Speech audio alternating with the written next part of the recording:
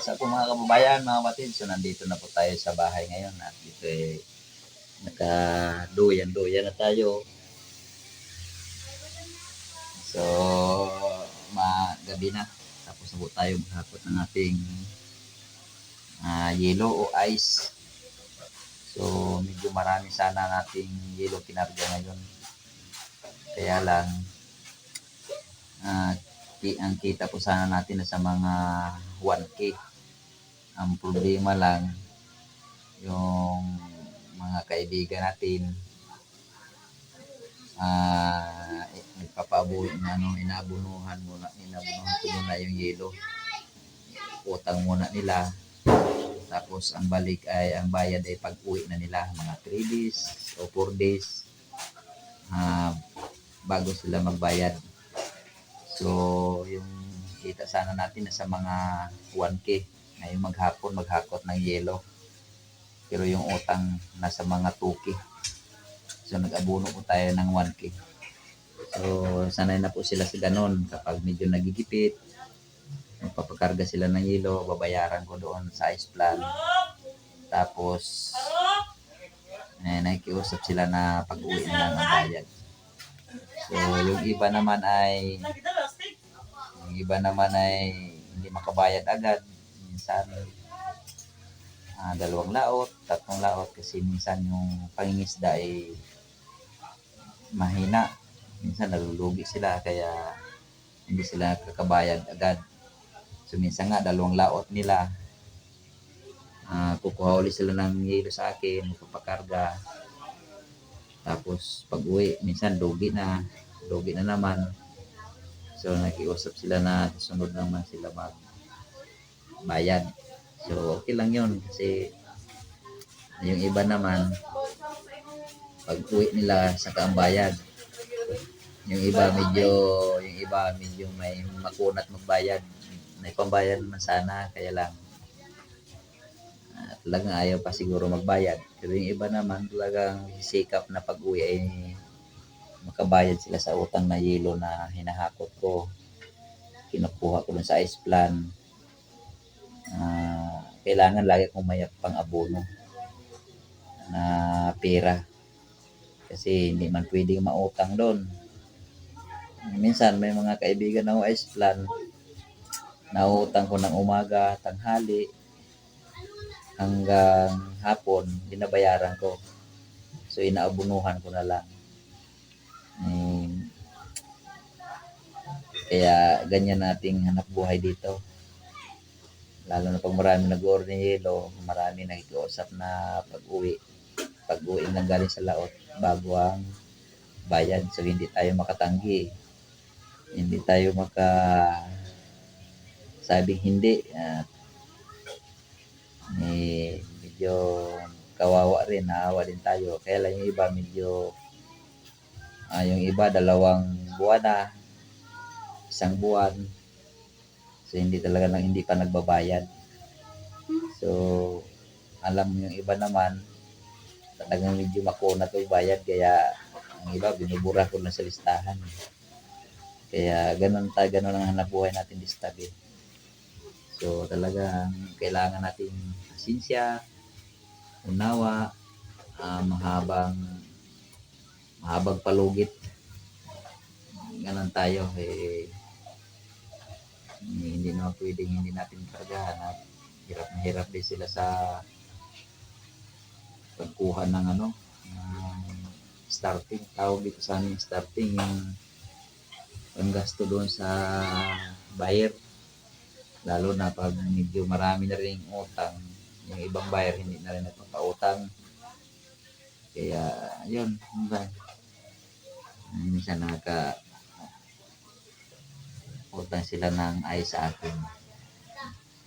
Hanggang kaya kong pautangin, pinapautang ko naman kasi para makalaot. Ranas ko rin yan noon, maglaot, 2 laot, minsan lugi, 3 laot, lugi. So, ganyan po talaga. Kaya iniintindi ko lang sila, inuunawa ko sila na minsan di na ako bayad. Ganun talaga ang buhay. Pero yung iba mababait naman kahit nauno na Inuunawa din nila ako kasi maghapon akong kahakot ng yelo, maghapon sa kalsada. Minsan walang maiuwi, nag-abono pa ako.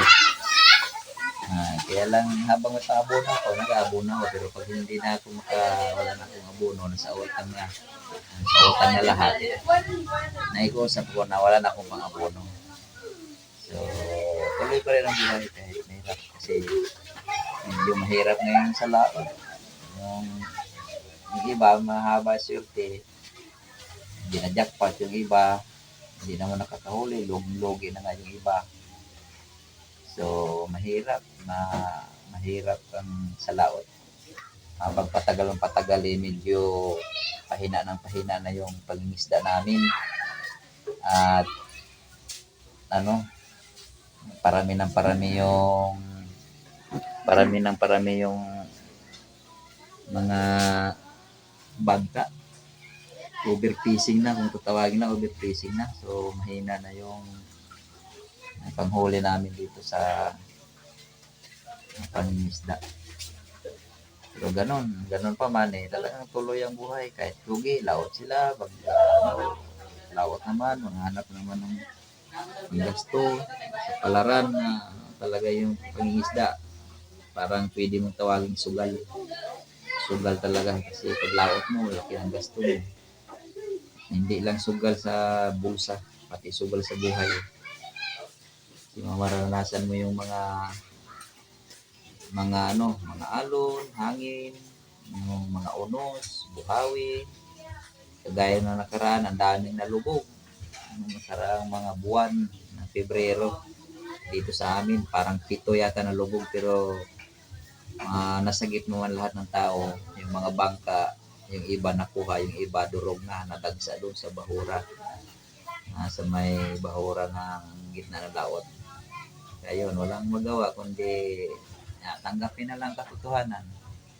Kahit masakit o masama loob dahil napakalaki ng puhunan ng bangka.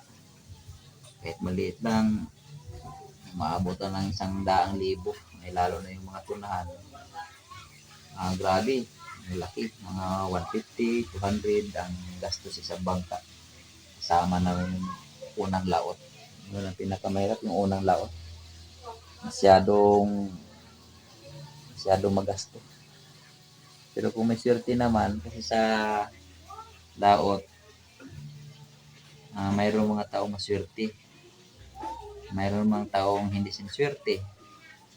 Parang nasa bukid din, may siniswerte, may hindi siniswerte, may yumayaman, mayroong hindi yumayaman, may umasinso, mayroong hindi umasinso. So, ganun din sa laot. Yung iba, yumaman dahil sa tuna, yung sa dugho, sa pangbuliasan, yumaman sila. Yung iba namang mayaman, inabot ng sabi na alat-alat, malas-malas, naghirap na nawala yung mga nila. Yung mga pinundar nilang bangka, medyo nabata, nagkalugi-lugi, iniwanan ng mga kapitan, ng mga dala. So, sabi nga nila talagang kung yan ang guhit ng palad mo, asinso ka dyan o hindi ka mag-asinso, wala tayong magagawa. Nasa guhit ng palad talaga. Tama yung kanta, ito ang guhit ng aking palad. So, siguro ang aking palad, ito rin ang guhit ko. Mauuwi dito sa ilog, magplakot-plakot. Kasi medyo nananawa na rin ako sa laot dahil napakarami mo naranasan sa gabi. May buhawi, may kidlat, may unos, may ulan, may mga barko na muntik na akong masagasaan, pangkang malaki, muntik na masagasaan. So, ang hirap ng manglalaot, kaya inuunawa ko ang mga manglalaot na nagpapakarga sa akin ng ice at nakiusap na pag uwi na ang bayad, sige, lang ako. Kasi hindi naman ako hindi ako makatanggi kahit Parang gusto ko nang hindi, oo pa rin ako ng oo. Hindi rin ako maniningil na nahihiya akong maningil. Pinababayaan ko lang. Bahala na sila. Yung iba nga, may nagkautang nga, mga nasa 1 taon na mahigit, 6 na buwan. Pag nagbayad sila, pinakasalamatan ko pa. Hindi ko, binibiro-biro ko. Kahit napakatagal na ng utang nila, binibiro-biro ko, pinapatawa ko pa rin sila.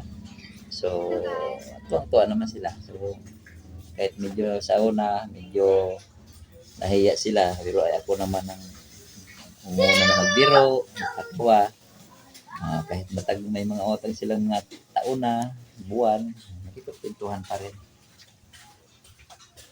Nagkipagpintuhan pa rin sila, hindi sila na nag-aalangan o nahihiya. Kasi ganyan talaga ang buhay ng tao.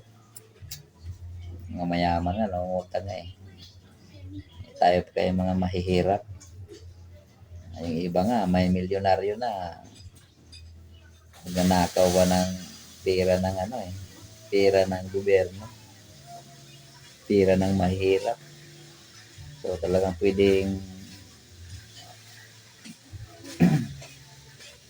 matawag na nakaw kasi hindi naman sa kanila yun. Sa mga mahirap yun. So, inano nila, kinukuha nila.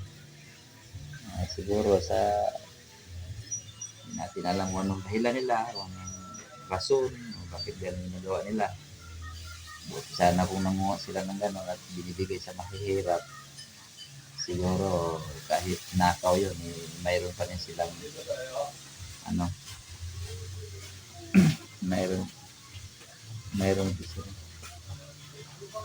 mayroon pa rin silang biyaya kahit nakaw may bibigay sa mga mahirap. Siguro hanggang dito na lang po at medyo pagod tayo ngayon, papahinga tayo kunting oras. Maya kakain na tayo. Nagluluto na yung asawa ko doon. Video din natin doon kung ano. Sipag doon. Asawa ko eh.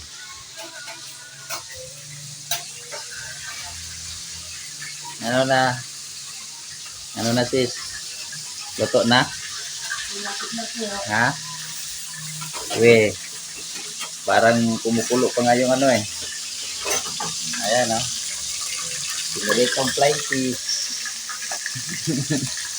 Takot na takot sa camera. Yung pag walang camera, hinahanap yung camera.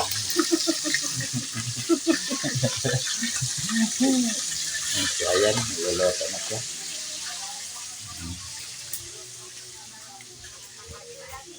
So hanggang dito lang po muna mga kababayan. So shout out kung saan kayo naroon ngayon. Gabi ito, shout out sa iyo nanonood ngayon. Talagang busy na tayo. Napakatagal na tayong hindi nakakalaot. Kaya yun. Iniwanan na tayo ng mga mahilig sa laot kasi hindi na tayo nakapaglaot. So, okay lang kasi talagang busy tayo. Kaya salamat pa rin sa mga sa mga video pinapanood ko nyo. Yung mga bagong subscriber ko dyan, puntahan niyo yung lahat ng mga video ko sa fishing, mga tutorial ko, matuto kayo doon sa kunting kaalaman man lang sa panglaot, paggawa ng mga kumain. So, maraming salamat sa inyo kung saan man kayo panig sa mundo. Kasi alam ko marami pa rin nanonood sa iba't ibang panig ng Pilipinas, ibang panig ng mundo. So, God bless sa inyo lahat. So, ingat po kayo.